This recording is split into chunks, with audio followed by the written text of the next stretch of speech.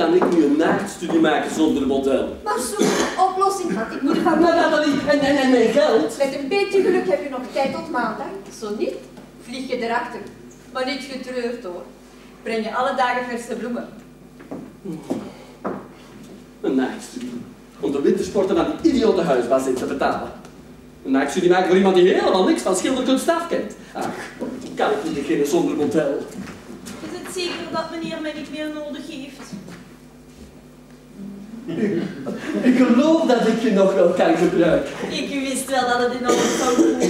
Maar het is je niet ontgaan dat ik kunstschilder ben. Nee. Arme meneer.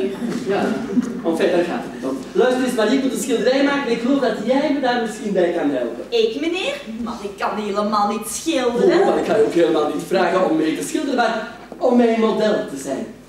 Als u dat wil, meneer. Met alle plezier. Ik doe het. Ja, niet dat ik het leuk vind, ik vind het eigenlijk helemaal niet leuk, maar het gaat om een bestelling. Hebben wij bestellingen, meneer? Ja, enfin, één bestelling. Maar dat is fantastisch, Ja, meneer. nogal onverwacht, hè. Ja? Zeg. Maar waarom schildert meneer geen mooi boeketje bloemen? Omdat het hier om een heer gaat er niet zoveel van houdt. Hij houdt eigenlijk meer van vrouwen.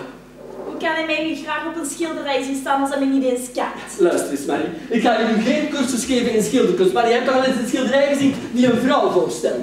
Kom niet.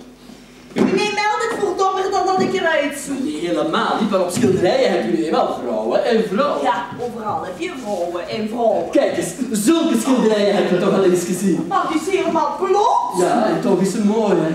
Dat wel, maar... Bekijk dat nu toch eens.